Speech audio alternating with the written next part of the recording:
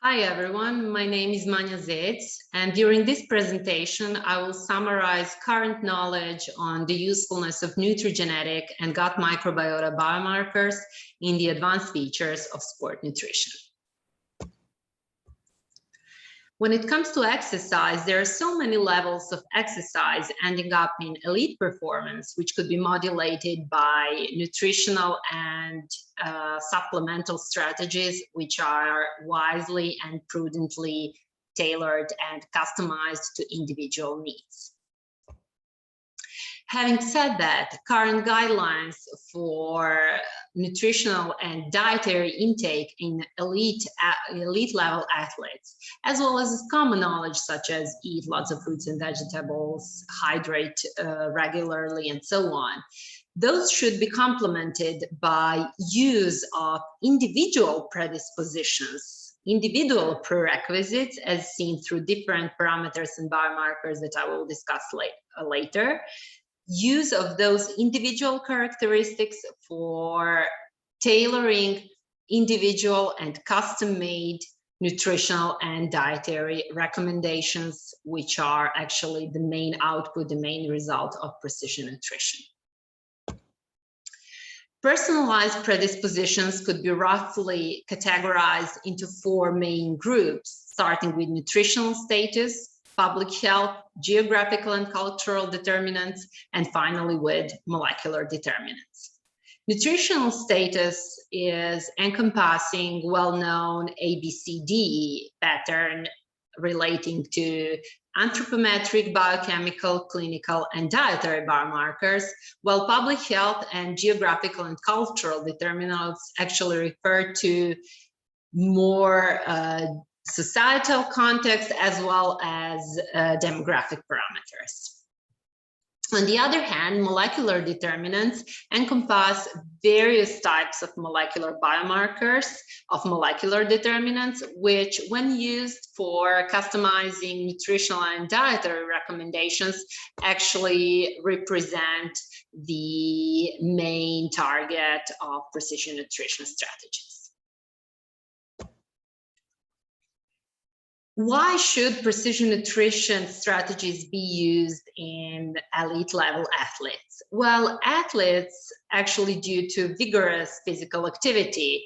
are in need of high caloric and high nutrient intake, as well as specific nutrient requirements, and then are also prone to metabolic and immunological adaptation due to regular bouts of physical activity, as well as repetitive repair mechanisms due to chronic low level of inflammatory and oxidative burden. All those enlisted actually present targets of precision nutrition in athletes, which aims at not only maximization of sporting performance, but equally important, overall health, well-being, fitness, alleviation of disease risk, then injury prevention, as well as recovery from injury, as well as recovery from low-grade inflammation and oxidative stress, which was mentioned before. Precision nutrition relies on different molecular determinants, but through this presentation and in the continuation, I will enlist some of the most prominent and so far considered actionable targets through nutrigenetics and gut microbiota biomarkers. Nutrigenetics biomarkers importantly represent not modifiable targets, which should be considered and discussed in context of their interaction with either environmental exposures or exposure to certain type of nutrient intake of diet or habitual dietary pattern. While gut microbiota features, in contrast, represent modifiable targets, which could be modified by different lifestyle interventions such as nutrition as well as exercise. Starting with nutrigenetics candidate biomarkers, I would call for further reading for this review, which has recently summarized the most prominent biomarkers which could be useful in professional athletes, out of which herein I have enlisted some of the potentially the most significant one, starting with CIP gene, which is involved in caffeine metabolism and which has been researched mostly so far.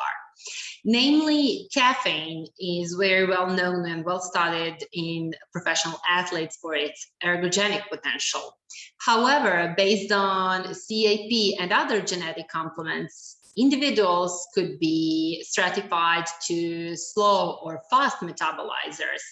With those who are slow metabolizers of caffeine could be prone to more disease risks, such as heart disease or hypertension development, and thus should be treated prudently in terms of caffeine administration. Also, in resistant strain, some studies in resistant trained subjects have shown that caffeine, when administered 1 to 3 hours prior to the activity, actually exerts its full potential, which now shows that there is the interaction between caffeine and environmental exposure, i.e. there is the interaction of caffeine intake in terms of supplementation timing. Some of the other potential nutrigenetic candidates are MTHFR, which is involved in folate metabolism and thus importantly involved in DNA building block synthesis. Then those are polymorphisms and genetic variants in interleukin genes, then genes for micronutrient metabolism such as FADS genes, amylase genes, and so on. Importantly, recently, genetic variation in myostatin gene has been shown to be linked with muscle mass forming during training and its atrophy during detraining processes, which might potentially be linked and should be investigated about its impact potentially in elite level athletes who are subjected to rapid weight loss procedures before competition. Genetic variations obviously should be considered from two aspects: as individual risk factors, i.e. individual risk burden or individual selective advantage in an athlete depending on an allele which is present, as well as through its interactions with environmental and nutritional exposures. As a main result of nutrigenetic analysis, we should end up through comprehensive research. We should end up with a set of genes which would actually give us enough information about an individual athlete's risk predispositions, as well as his or her selective advantages, and which could then be translated into actionable advice. One way of customizing this measurable output could be through the creation of polygenic risk scores through the shortlisted candidate genes, which then could be implemented in routine testing, clinical and genetic testing of professional athletes. However, more research is warranted in this field. With regards to gut microbiota in professional athletes, which have been recently summarized in the review screenshot here, in gut microbiota features in general population and then in athletes as well, there are different levels of variability which could serve as actionable targets for fine modulation by nutritional and dietary strategies for maximized performance and overall health. Interestingly, up to 41% of intra-individual variability in microbiota is actually associated with physical performance and dietary characteristics. Having said that, some of the most important actionable targets when it comes to gut microbiota, which are outlined here, are obviously microbial richness and evenness, which is a beneficial property and which has been shown to be increased in subjects who are professionals, such as rugby players. Other actionable targets pertain to so-called enterotypes, or although this term should be taken with precautions because it is a matter of ongoing debates. However, enterotypes are commonly stratified to proteolytic and saccharolytic depending on the affinity towards metabolite, depending on the gut microbial composition with the affinity towards either protein metabolism or carbohydrate metabolism. Having said that, we know that there are certain sports such as weightlifters or bodybuilders which require excessive muscle protein synthesis, thus require high fat, high protein diets, and might even come to the point of excessive protein intake. Excessive protein intake might be linked not only with beneficial properties of the supply of all necessary essential and non-essential amino acids, branched-chain amino acids, carnitine, and so on, but might be also linked with the excessive amounts of byproducts, i.e. metabolites, as seen in TMAO, 3-methyl amino oxide metabolites, which are direct metabolites of protein intake, direct gut microbial metabolites, and which actually impair gut integrity and might lead to increased inflammation. On the other hand, an example of the carbohydrate intake, which is extremely important in the athletes and which is in a way on the edge when it comes to the recommendations for the athletes, is intake of dietary fibers, which are favorable nutrients due to its protective cardiometabolic properties, protective properties when it comes to diabetes, insulin resistance, and so on. However, on the other hand, dietary fibers might induce gastrointestinal bloating, might induce increased gut transition time, might induce overall gastrointestinal discomfort in athletes, and this is why those are recommended with caution in athletes. And importantly, the dietary fibers exert their main favorable physiological role through the synthesis of short-chain fatty acids, propionate, acetate, butyrate, which leads us to this here outlined important actionable target when it comes to gut microbial feature in athletes, which is saccharolytic to proteolytic ratio of gut microbial bacteria, which would help an athlete actually to modulate the intake of personalized intake of protein and carbohydrates, those essential fuels for athletes, to modulate this intake in the way to maximize his or her performance and maintain overall health.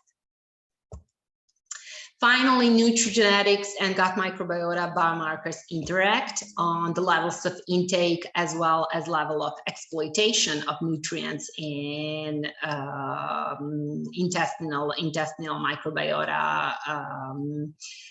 intestinal microbiota environment. And there are several examples of those interactions which definitely warrant further research, but one of those could be intake of omega-3. Omega-3 are,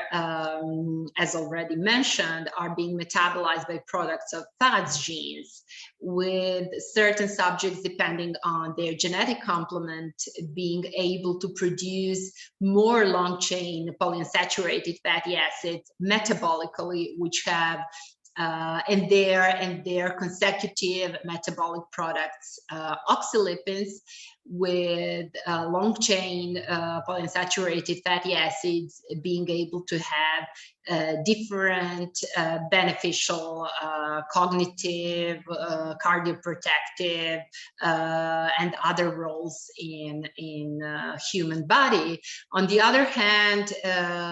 prudent intake of polyunsaturated to saturated fats actually favorably modulates also inflammatory and pro-inflammatory profiles of gut microbiota community, which is one of the illustrative examples of the interactions between these two features. Finally, we definitely need more studies which would elucidate, confirm, and validate either already established or novel nutrigenetic and gut microbiota biomarkers for optimized sport performance and overall health. And this should lead actually to the approach and through the measurable output, which would eventually be used also in clinical practice and in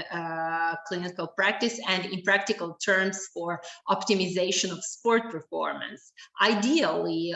based on genetic complement and based on microbiota profiles of an individual athletes, we might establish a scoring method by orchestrated action of